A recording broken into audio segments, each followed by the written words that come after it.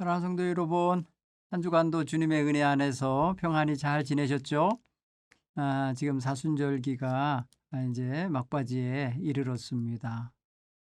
특별히 사순절기 특별히 고난주간 우리가 이제 맞이하면서 한 주간을 살아가실 텐데 정말 주님과 함께하는 주님을 바라보며 주님과 함께하는 그런 거룩한 시간들로 살아가시기 바랍니다.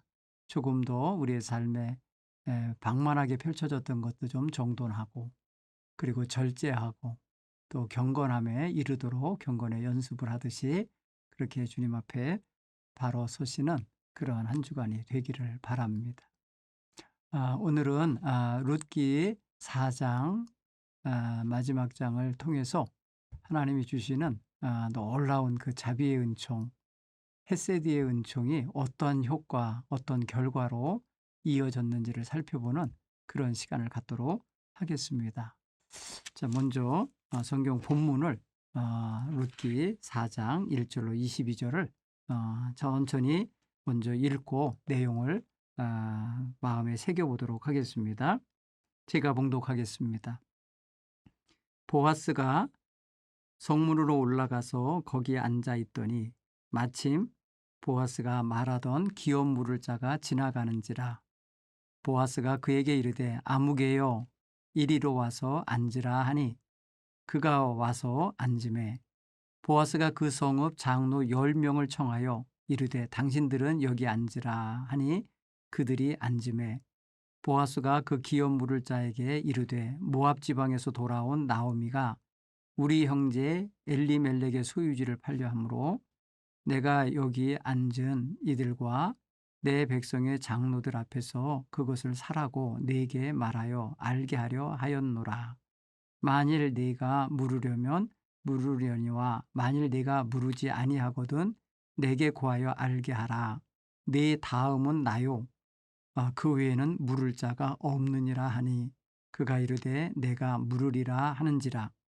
보아스가 이르되 네가 나오미의 손에서 그 밭을 사는 날에 곧 죽은 자의 아내 모압 여인 루색에서 사서 그 죽은 자의 기업을 그의 이름으로 세워야 할지니라 하니 그 기업 물을 자가 이르되 나는 내 기업에 손해가 있을까 하여 나를 위하여 물으지 아니하노니 내가 물을 것을 네게 물으라. 나는 물으지 못하겠노라 하는지라. 옛적 이스라엘 중에는 모든 것을 물으거나 교환하는 일을 확정하기 위하여 사람이 그의 신을 보소 그의 이웃에게 주더니 이것이 이스라엘 중에 증명하는 전례가 된지라. 이에 그 기업 물을 자가 보아스에게 이르되 내가 너를 위하여 사라 하고 그의 신을 벗는지라.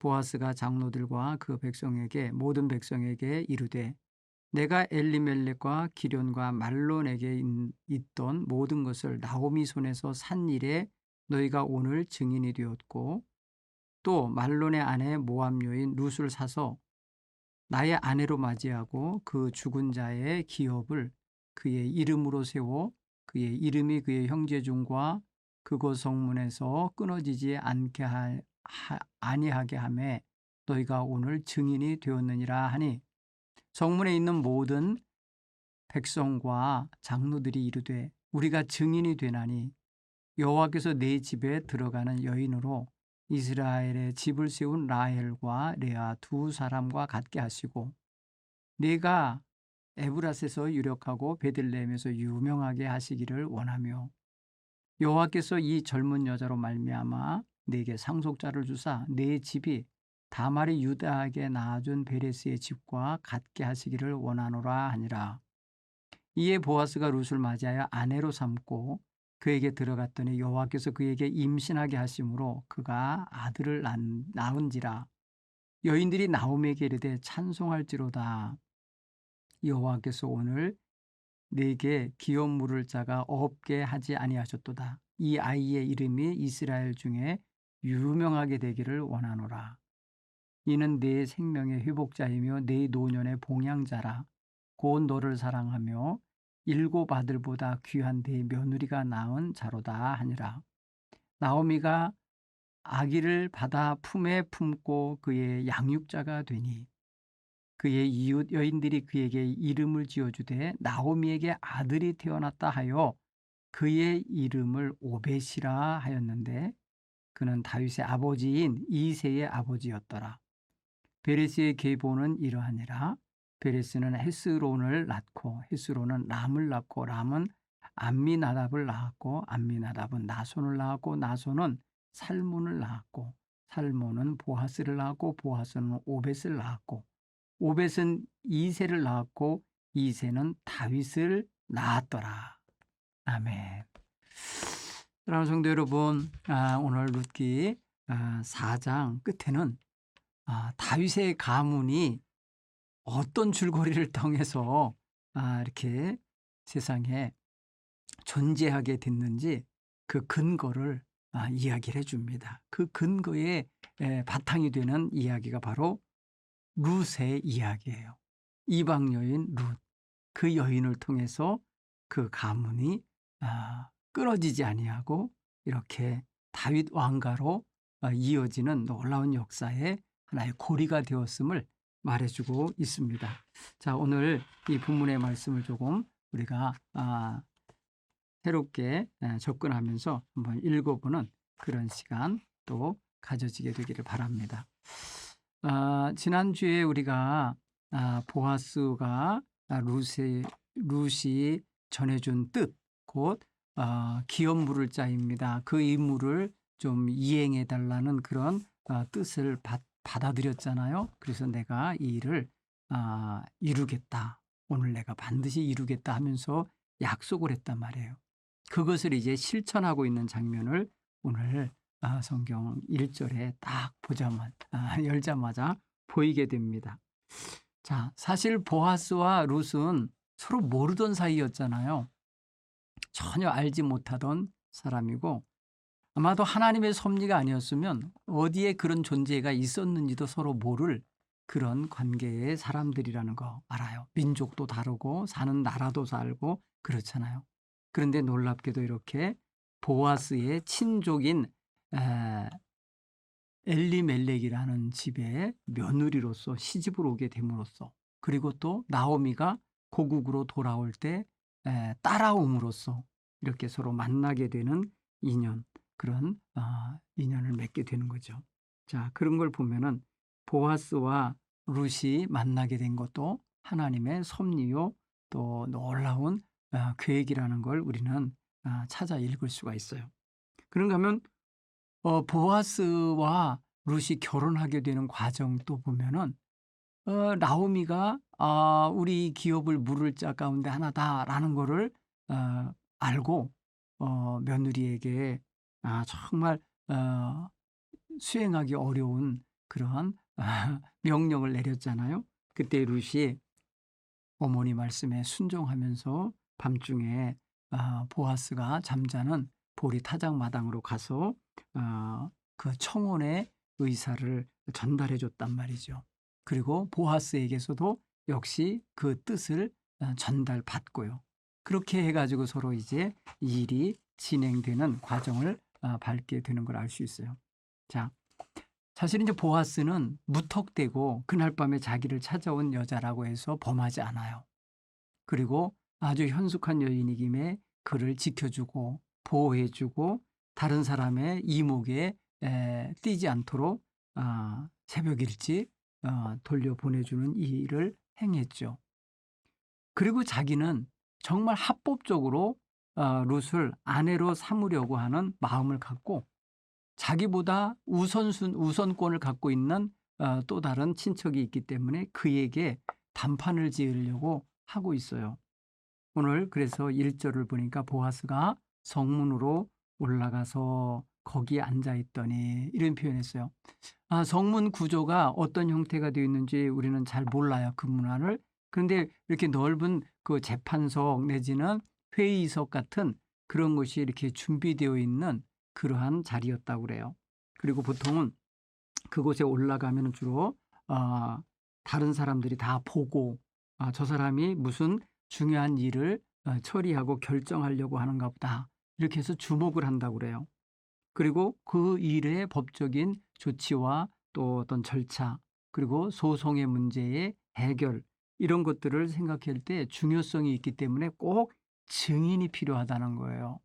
그래서 오늘 성경 보니까 보아스가 그 당사자가 될 우선권자 당사자가 지나가니까 누 이름은 성경은 안 밝혀요.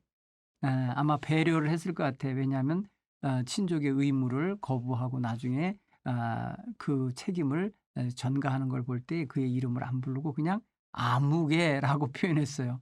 아무개가 지나가니까 이리로 올라와서 앉아라. 내가 너랑 좀 상의하고 결정할 게 있다. 이렇게 해서 아마 불러낸 것 같고요. 그리고 그것을 증인이 세워져서 또 증거가 돼야 되니까 성읍 장로 10명을 초대했다 그랬어요. 10명. 여기서 장로는 그 성읍의 어른들을 말하는 거예요.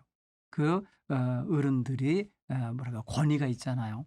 그래서 그들을 모셔다가 그 곁에 같이 앉혀서 당신들이 여기 앉아서 우리가 서로 나누는 대화 결정하는 거에 증인이 돼 주십시오. 이렇게 이제 청한 거죠. 자, 이런 과정을 거치니 이게 합법적인 절차라는 거죠. 여러분 우리가 급하더라도 그냥 이런 합법성을 안 지키고 임의대로 때로는 감정대로 아니면 자기 그냥 즉흥적 판단에 의하여 행동하다 보면은 도리어 문제가 될 때가 많이 있습니다. 특별히 이런 문제는 더 중요한 문제였던 거예요. 엘리멜렉이라는 집안에 기업을 물고 그리고 그 물어줄 뿐 아니라 대를 이어줘야 되는 이런 아주 중요한 문제이기 때문에 그 공동체, 그 사회 공동체가 인정을 해야 돼요. 그래서 그것이 하나님 보시기에나 사람 보기에 불법이 아니 되도록 만들어야 되기 때문에 아주 신중을 기하고 더디더라도 그 길을 가는 거고요. 그리고 자기에게 기회가 오지 않을지라도 그렇게 성사되도록 만들어 주려고 하는 의사가 있다는 것을 알 수가 있어요. 자, 그래서 오늘 그 두 번째 질문을 이렇게 보면 이래요. 우선권을 가진 아무개 기업 물을 자 1순위 그 사람에게 가서 엘리멜렉이 받은 기업, 땅, 그것을 너는 나오미의 손에서 사서 또 나오미가 데리고 온 며느리 손에서 사서 그것을 그 가정의 기업으로 다시금 확정되게 하고 또 아이도 낳아서 그 집에 대를 잇게 해줘야 된다. 이런 말을 이제 하게 돼요.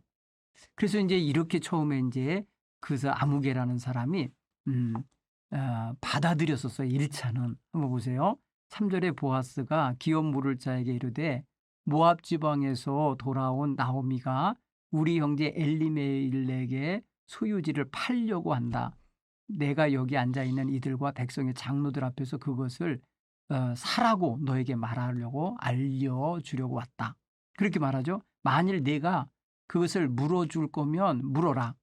그러나 네가 물지 않을 거면 나에게 말해라. 그 다음 순서자는 나다. 나밖에 없다. 다른 이가 없다. 그랬더니 순간 그 아무개라는 사람이 그래 내가 물지 뭐 이랬어요. 1차 허락을 했었어요. 그러면 여기까지만 끝난다 생각하면 보아스에게는 기회가 안 오죠. 그러니까 보아스가 또 하나의 이야기를 합니다. 단도리를 하는 것이기도 하지만은 진짜 상황이 이 사람이 그냥 땅만 사서 이렇게 하는 게 아니라는 걸 알게 해주는 게 있는데 5절에 보아스가 이르되 네가 나오미의 손에서 그 밭을 사는 날에 곧 죽은 자의 아내 모압 여인 누색에서 사서 그 죽은 자의 기업을 그의 이름으로 세워야 할지니라. 그 기업 물을 자가 이르되 나는 내 기업에 손해가 있을까 하여 나를 위하여 물으지 못하겠다. 그러니 네가 물어라. 이렇게 하면서 그 우선권을 포기합니다. 자, 여기 보면은 그 아무개라고 하는 사람 처음에는 분명히 내가 물을게 그랬어요. 그런데 그 다음에 이방 여인인 룻을 또 사서 룻에게서 사서 그랬지만 이게 사람 번역상으로 보면은요. 룻이라는 여인까지 같이 아내로 삼아야 되는 조건인 거예요. 그리고 그 여인에게 아이를 낳아서 그 이름을 그 아이가 나면 자기 아이가 아니고 그 기업을 샀잖아. 엘리멜렉의 집, 그 집의 아이가 되게 해야 된다는 거죠. 그러니까 돈으로 기업도 사고 아이도 낳아서 그 집에 주고 그리고 자기 아이가 아니라 그 집 아이가 되는 거예요. 이런 일, 두 가지 일을 다 해야 되니까 그 사람은 나는 포기하겠다. 이렇게 표현하는 거죠. 자, 여기서 보면은 그 사람이 뭐라 그래요? 자기 기업의 손해가 된다고 생각했는 거예요. 손해. 여러분, 자기에게 손해가 되기 때문에 친족의 의무를 포기하는 거예요. 친족으로서 감당해야 될 의무를 포기하겠다. 이렇게 말한 거예요. 어떻게 보면은 사람이 조금 이기적인 느낌이 들지 않습니까? 어렵고 뭐랄까 자손 없이 이제 죽고 그래서 이제 가문이 문 닫게 되는 집을 보고 자비를 베풀기를 거부하고 내게 손해가 된다. 내 기업에 내 소유의 손해가 들고 그러니 내가 않겠다. 나 그만두겠다. 이렇게 표현한 것을 보면은 그 사람은 조금 뭐랄까 크게 넓게 이렇게 희생적으로 살고 싶은 마음을 보아스보다 덜 가진 것이라는 게 알 수 있어요. 세 번째, 여러분 주목해 보세요. 이거를 결정을 이제 져야 돼요. 그러니까 보아스가 그렇게 하니까 뭐라 그랬냐면 네가 정말 안 할 거냐? 그럼 내가 감당하겠다. 이런 의사를 표현해. 그러니까 이 우선권을 가진 사람이 한 일이 뭐예요? 자기 의지, 자기 결정을 표현하는 방식으로 자기 신발을 벗어서 보아스에게 주는 이런 행동을 하게 되는 거예요. 4장 8절에 보면은 이에 기업 물을 자가 보아스에게 이르되 네가 너를 위하여 그 기업을 사라. 그리고 내가 권리 포기할게 하면서 신발을 벗었다는 거예요. 그걸 옆에 증인들 10명의 장로들이 보았고 또 저 무슨 결정하는 거야 하고 구경하러 나온 아마 백성들이 있었나 봐요. 그러니까 모든 백성들이 보고 있었다는 거예요. 아주 중요한 결정이 이루어지니까. 여러분 생각해 보세요. 이 아무개 씨가 자신의 의지를 분명히 밝히는 의미에서 자기 발에 있던 신발을 한 짝 벗어서 보아스에게 주었다라는 게 권리 이양, 자기의 권리 이양, 특권 이양을 한 거예요. 일종의 이게요, 어떤 그 물건 매매나 물물 교환이나 아니면 어떤 자기의 권리를 다른 사람에게 넘길 때 했던 풍습이라는 거예요. 이게 7절의 말씀을 보니까. 그리고 이것을 본 사람, 이렇게 했다고 하는 것을 본 사람들은 다 증인이 되는 거예요. 여러분, 신발을 벗는 일은 구약에서 보면 신발은요, 권력 내지는 소유권 내지는 그 주권을 상징하는 단어예요. 그런데 이것을 벗어서 다른 사람에게 양도하듯이 넘긴다고 하는 것은 그 주권을 넘긴다. 그 뭐랄까요, 소유권 또 그 권력을 넘긴다라고 하는 것을 말해주는 거죠. 네. 여러분 우리가 성경에 보면 가끔 이제 신발 벗는 장면이 나오잖아요. 모세가 시내산에서 하나님을 처음 뵀던 날 하나님이 말씀하셔요. 모세야, 네 발에서 신을 벗어라. 거룩한 곳이다. 이렇게 말씀해서 신을 벗게 할 때에 하나님의 주권 앞에 자기의 그 저기를 내려놓게 만드시는 그런 자세인 것 같아요. 출애굽기 3장 5절의 말씀을 가서 한번 좀 묵상해 보십시오. 그런가 하면 여호수아 5장 15절에서도 여호수아가 그렇게 말하죠. 하나님의 사자 앞에서. 그런가 하면 여러분 다윗이 압살롬의 그 반란에서 그냥 눈물을 흘리며 도망칠 때 맨발로 도망쳤어요. 신발을 못 신고. 그 모든 것에 어떻게 보면 무능함과 수치스러움도 느껴지지만은 그 권리를 빼앗김 당하고 그 왕궁에 대한 권리를 빼앗김 당하고 가고 있는 것을 어떻게 보면 상징적으로 보여주고 있는 표현이라 이렇게 여길 수가 있어요. 자, 오늘 여기서도 보니까 땅을 사고 팔을 때 또 그 권리를 이양할 때 신발을 벗어서 넘기는 장면을 보아스가 연출케 하고 있다는 사실이죠. 그리고 이제 보아스는 선포합니다. 거기 많은 보는 사람들 앞에 그렇게 선포해요. 9절에 보니까 보아스가 장로들과 모든 백성에게 이르되 내가 엘리멜렉과 기럯과 말론에게 있던 모든 것을 나오미 손에서 산 일을 너희가 다 보고 이제 증인이다. 그리고 또 말론의 아내 모압 여인 룻을 사서, 룻도 산 거예요. 거기에서 소유물 같이 됐죠. 사서 나의 아내로 맞이하고 죽은 자의 기업을 그의 이름으로 세워 그의 이름이 그의 형제 중에 또 그곳 성문에서 끊어지지 않게 하매 너희가 오늘 증인이 되었다. 그러니까 룻이라는 여인과 합법적으로 결혼할 수 있는 그런 권리를 내가 가졌음을 당신들은 다 증인입니다. 이렇게 알려주는 거예요. 그러니까 나오미 가정의 기업물을 두 번째 순위가 보아스에게 있었는데 우선권자가 포기하는 바람에 그 권리가 보아스에게 왔고 보아스가 합법적으로 넘겨받았음을 이제 온 마을 성 사람들 증인들 앞에서 보여준 거예요. 자, 그리고 보면은요, 이제 보아스가 이렇게 백성들 앞에 결단을 하고 선포를 하니까 백성들이 뭐라고 축복을 하는가 보세요. 11절 이하. 성문에 있는 모든 백성과 장로들이 이르되 우리가 증인이 되었나니 여호와께서 내 집에 들어가는 여인으로 이스라엘의 집을 세운 라헬과 레아 두 사람과 같게 하시고, 여러분 라헬과 레아가 누굽니까? 바로 야곱의 아내들이잖아요. 정실 아내. 그죠? 그리고 내가 에브라닷, 그것은 뭐냐면 베들레헴인 그 지명인데 에브라닷에서 유력한 자고 베들레헴에서 유명하게 되기를 원하며 축복이에요. 그 마을 사람들이 축복해 주는 거예요. 그리고 또 여호와께서 젊은 여자로 말미암아 네게 상속자를 주사 네 집이 다말의 유다에게서 낳아준 베레스의 집과 같게 하시기를 원하노라 하니라 그랬어요. 여러분 여기 보면은 베레스를 낳는 이야기가 창세기 38장 유다 가문에서 이루어진 일이 있거든요. 유다 가문 이야기는 여러분 다 읽어보시면 알지만은 유다의 아들들이 있는데 유다의 아들들 가운데 큰아들이 아이를 낳지 못하고 죽었어요. 그러니까 계대법에 의하여 큰 며느리를 둘째 아들에게 주었는데 둘째 아들도 아이가 없이 죽었어요.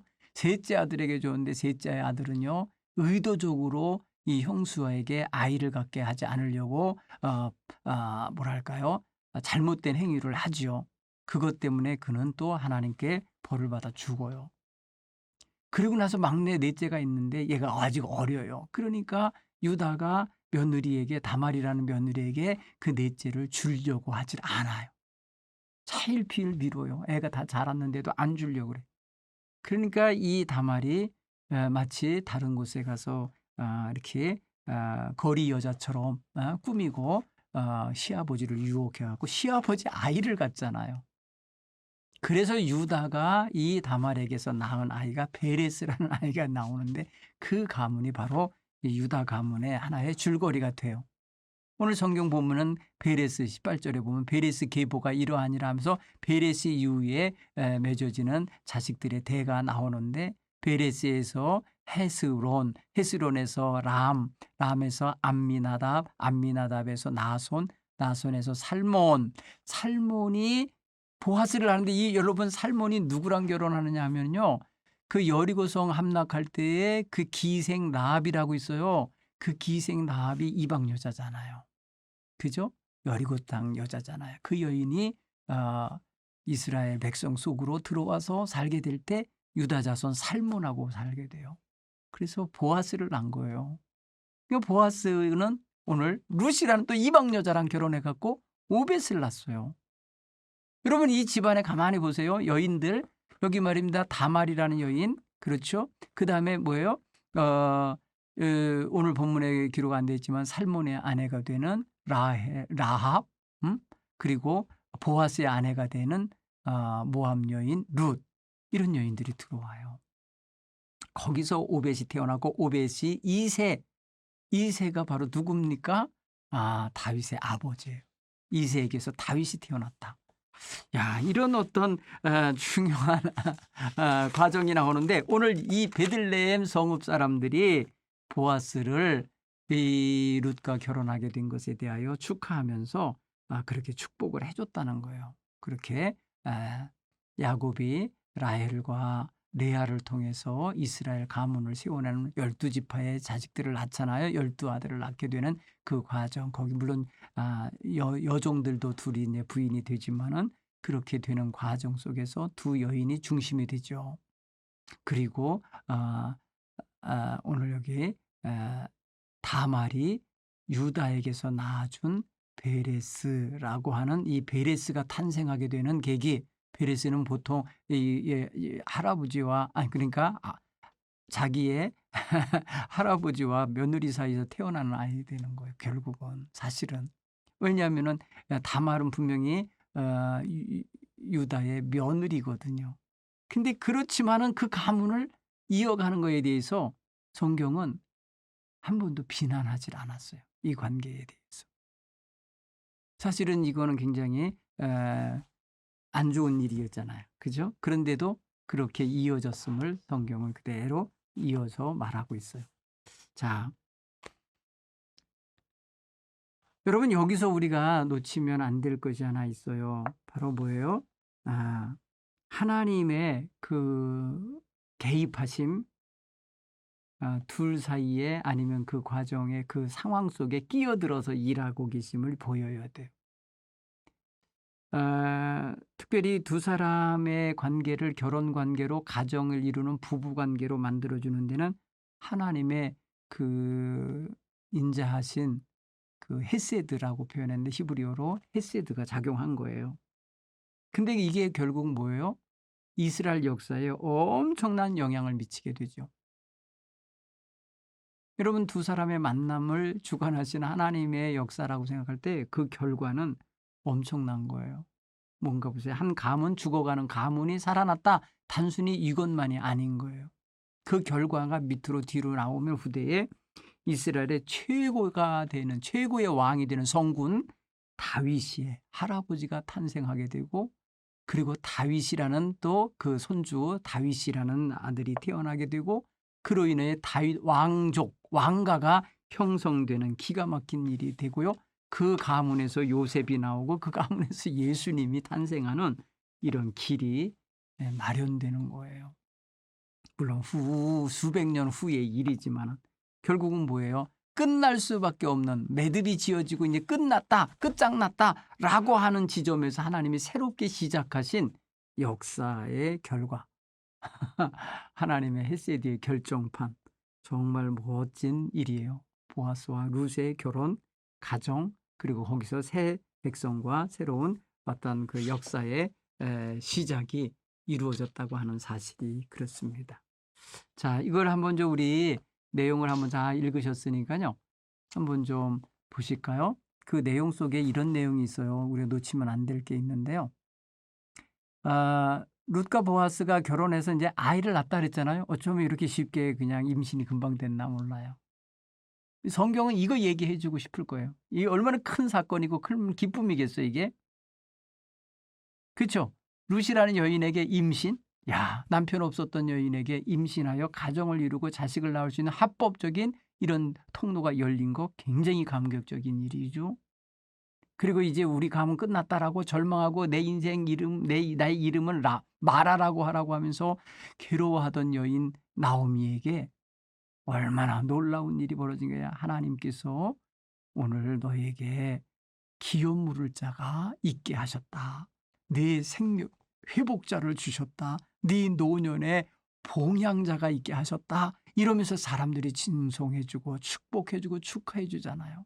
그러면서 오늘 성경 놀라운 표현 하나가 나오는데, 나오미가 아들이 생겼다, 이런 표현을 쓴다는 거예요. 나오미에게 아들이 있다. 여러분, 이거는요 사실 나오미의 아이가 되어버립니다. 왜냐하면은 나오미의 아들 기럨과 말론을 대신한 아들이잖아요. 이 아이의 이름이 오벳인데 이 아이가 어떻게 되나 보세요. 비록 낳은 거는 며느리가 낳은 자지만은 16절에 보면 사람들이 뭐라고 말해주냐면 나오미가 아이를 받아 품에 품고 그의 양육자가 되니 엄마 역할을 해요. 엄마. 아기를 받아 품에 안고 양육자가 되는 게 지금 이 나오미예요.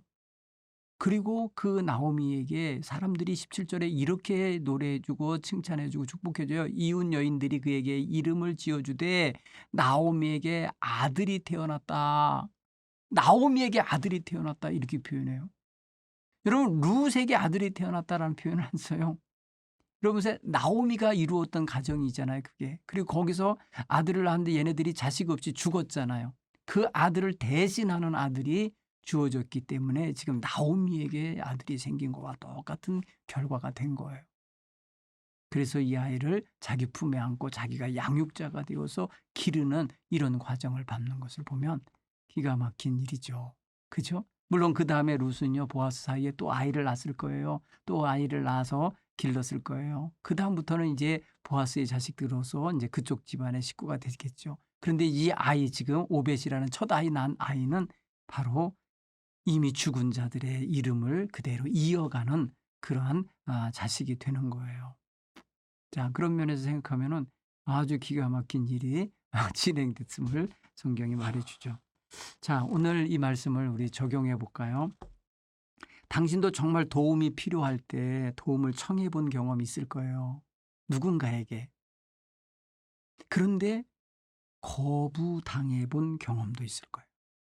전혀 예상치 못한 반대에 직면해 볼 수도 있었을 거예요.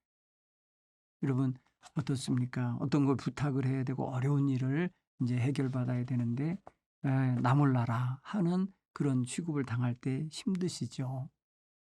만약에 나오미가 룻을 보내서 한밤중에 보아스에게 기업물을 우리의 기업을 물어주세요라고 말할 때 나 그러고 할 수 없어. 다시 찾아오지 마라 하며 거절했다면 이 집안은 정말 슬펐을 거예요. 그렇죠? 그런데 이 보아스가 나서서 내가 해결하겠다. 내가 나서서 이 일이 되도록 하겠다고 나서준 것은 굉장히 큰 도움이죠. 처음에는 그러니까 우선권자에게 넘겨줄 생각을 하고 그 일을 한 거예요. 그죠? 그런데 그가 거부하고 그가 그 기업물을 책임을 안 한다고 했기 때문에 보아스에게까지 넘어온 거죠. 그가 그 모든 걸 다 한다고 했으면 보아스에게는 넘어오지 않아요. 그렇지만 이 일을 처리해 준 역할을 하는 거죠. 도움을 준 거죠, 크게. 그러면 이렇게 거부당한다고 할 때 도움을 청했는데 나 이거 못해, 안 해줘, 못하겠어 이렇게 해서 거부할 때 사실 실망스럽고 어떻게 보면 또 하나의 좌절을 맛보는 경험이 될 거예요. 그렇죠? 지금까지 살아온 것도 지금 슬픔 중에 살았고 가난 중에 살았고 괴로움 중에 살았는데 기업 물을 자에게 기업을 물어주세요라고 할 때 나 못한다고, 나 손해가 돼서 못한다고 이렇게 거절할 때 두 사람이 다 그랬다면 얼마나 슬펐겠어요. 놀랍게도 그런데 둘째 순위에 있었던 보아스는 내가 하겠다고 이러면서 나서서 기꺼이 해줬어요. 그렇기 때문에 굉장히 기뻤을 것이고요. 굉장히 희망이 부풀었을 거라는 생각이 듭니다. 자, 여러분도 누군가에게 도움을 받았을 때 도움을 청하는 사람에게 도움을 주면 도움을 청한 그 사람은 굉장히 큰 힘을 얻고 희망을 얻고 그리고 용기와 기쁨을 얻게 돼요. 반면에 거절하고 또 외면하면 낙심하게 되고 슬프게 되고 괴로울 거예요. 한번 여러분 역지사지로 한번 생각해 보세요. 여러분이 입장 바꿔서 생각해 볼 때 도움을 청했는데 도움을 못 받았고 이렇게 외면당했다 할 때 슬픔을 경험해 봤다면 나에게 도움을 청하러 오는 사람이 있으면 가급적 도와주고 싶은 그런 마음을 표현하시고 할 수 있는 한 최선을 다해서 돕는 역할을 해주고 그 짐을 나눠주는 이런 역할을 하면 참 좋겠습니다. 그렇죠? 근데 또 여러분 전혀 뜻하지 않은 도움을 받아본 경험 있으신가요? 어려웠는데 예. 부탁은 저 A라는 사람에게 했는데 B라는 사람이 그 사정을 알고 도와줬을 때 얼마나 고맙습니까? 이럴 때. 그죠? 감사하죠. 네. 그런 걸 생각하는데 아무튼 도움이 필요한 사람에게 도움을 주는 자는 은인이 되는 거예요. 그죠? 신세를 징게 되잖아요. 그럼 평생 그 신세를 갚아주려고 하고요. 갚을 길이 없으면 축복해 줍니다. 기도해 줍니다. 하나님 저 사람 복을 받게 해주세요. 나는 갚을 길이 없습니다 하면서 축복해 주는 그런 놀라운 그런 은혜도 옵니다. 음. 두 번째 한번 우리 삶에 적용을 해볼까요? 베들레헴 여인들이 나오미가 힘들 때 묵묵히 맞아주고 격려해주고 뒤에서 이렇게 뭐랄까요, 지켜봐주고 힘이 되어주는 그런 모습. 그리고 오벳이라고 하는 아이가 태어났을 때 큰 소리로 기뻐해주고 노래해주고 축복해주고 이름 지어주고 이럴 때 여러분 나오미가 얼마나 힘이 됐겠어요. 그렇죠? 외롭지 않고 저 객지인 모압 땅에서 늙어서 외롭게 줄곧더라면 얼마나 슬펐겠어요. 근데 돌아옴으로써 회복되고 있는 기쁨이거든요. 공동체를 되찾았고 친족 관계를 되찾았고 죽어가고 끝나가는 가문을 살릴 수 있는 새 생명을 얻었고 그랬을 때 정말 그 이름대로 나오미라고 하는 희락, 기쁨이라고 하는 이름이 회복되는 거잖아요. 그렇죠? 자, 이런 걸 한번 마음에 생기고 여러분이 타인의 아픔과 기쁨에 어떻게 반응하고 있는가 평소에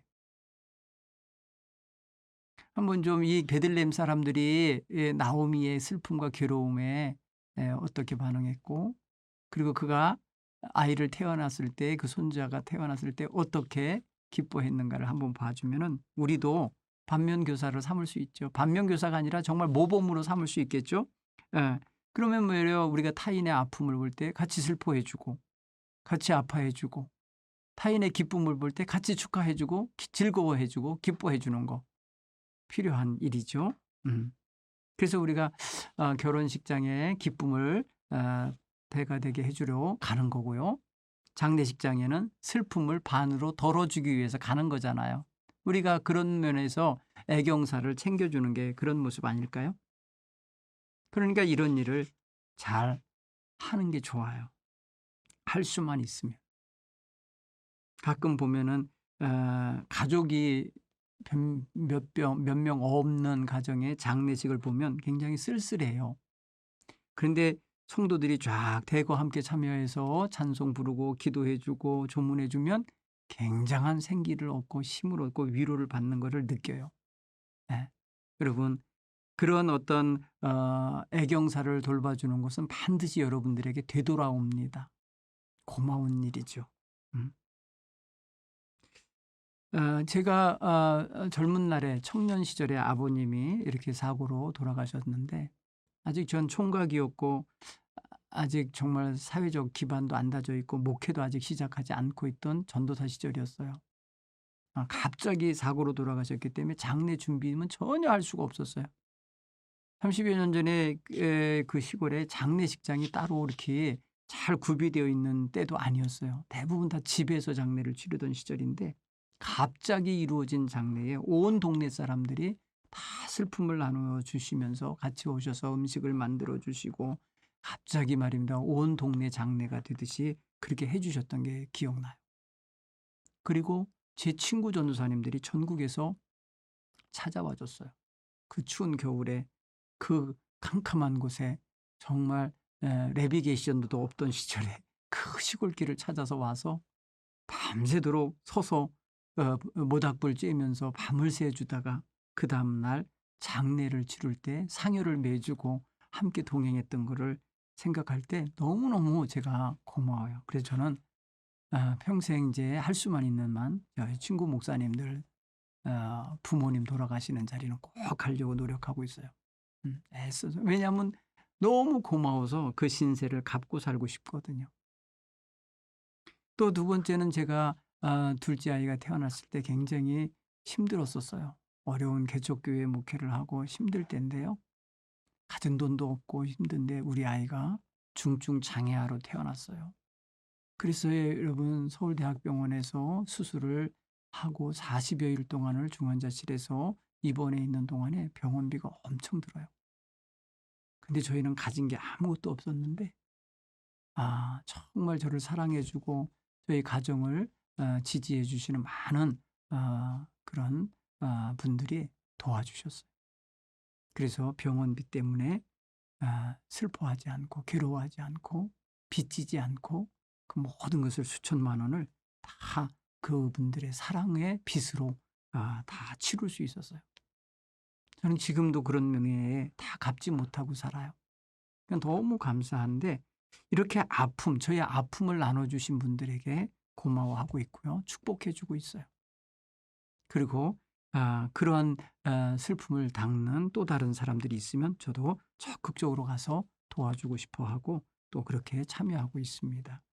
여러분 우리가 살아가면서 남에게 어려운 남의 처지가 힘겨울 때 외면하지 않고 돌봐주는 것이 성숙한 그리스도인의 자세라 이렇게 생각이 되집니다. 사랑하는 성도 여러분, 오늘 말씀에 그냥 그런 분야는 아니지만 이 베들레헴 여인들이 괴로움 중에 돌아온 나오미를 잘 받아들여주고 잘 적응하게 정착하게 도와준 것이라 봐요. 그리고 보아스와 같은 사람들의 배려와 또 그런 따뜻한 돌봄 속에서 그 가정이 잘 안정을 취했으리라 믿습니다. 한번 세 번째로 또 한번 적용해 볼 게 있어요. 성경에는 이 친족에게 자비를 베풀 줄 모르는 자 이름을 그냥 아무개라 이렇게 처리하고 말았는데 이 사람은 정말 자비롭고 사랑이 많고 또 인자한 보아스와 너무나 대조가 되지 않습니까? 여러분 우리도 같은 인생을 살아가는데 누군가와 비교를 하지 않으려고 해도 저절로 비교되는 위치에 살 때가 있잖아요. 그럴 때 정말 기억에 남는 좋은 인상을 주고 좋은 역할을 하고 좋은 배려와 이런 어떤 은총을 베푸는 사람으로서 기억됐으면 좋겠다. 이기적이고 자기만 아는 사람, 좀 인색하고 뭐랄까 이렇게 뻣뻣한 사람으로 이렇게 기억되는 것보다 따뜻하고 부드럽고 온유하고 남의 아픔을 잘 보듬어주는 사람, 내게 조금 손해가 되고 어려우고 불편함이 있어도 그렇게 해줄 수 있는 사람, 이런 사람으로 살아가는 게 얼마나 따뜻한 인생이 되는 걸까요? 그렇죠? 오늘 저는 이 보아스와 룻이 마침내 결혼하여 가정을 이루고 정말 꿈에도 소원이었던 아이를 낳아 가문을 잇게 되는 이 모든 건 행복이에요. 그렇죠? 여러분 1장에서 얼마나 초라하고 불쌍하고 가련한 모습으로 돌아오는 모습입니까? 그렇죠? 그리고 룻이라는 여인 입장에서는 굉장히 낯설고 그리고 힘든 그러한 곳으로 찾아온 거 아닙니까? 그런데 거기 보아스가 축복한 것처럼 하나님의 날개 아래 보호받으러 온 너 하나님께서 너 정말 보호해 주시고 은총을 입으셨으면 좋겠다라고 축복해 줬던 거, 그 축복을 했던 말을 있잖아요. 그 말만이 아니라 축복을 직접 행한 거예요. 그러니까 말로만이 아니라 삶으로 축복의 삶을 살아낸 거예요. 보아스는. 어떻습니까 여러분? 정말 우리는 말로는 뭘 못해요. 그죠?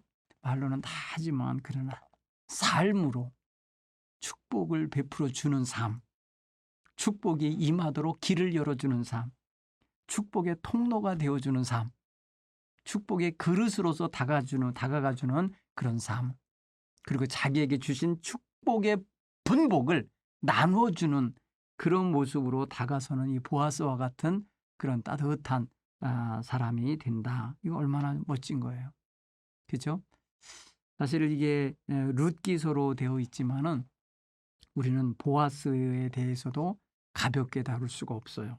여러분 여인들에 대한 이야기로 진행되지만 그 속에서 그 여인들을 행복하게 만들어주고 있는 이 보아스라는 남성, 하나님이 그를 통하여 베풀어 주시는 이 크신 사랑, 이 모든 것들을 함께 읽어내고 보실 수 있게 되기를 간절히 바랍니다. 여러분 이 한 주간도 잘 지내시고 특별히 고난 주간을 승리로 여러분들이 살아내시기를 간절히 축원합니다. 고맙습니다.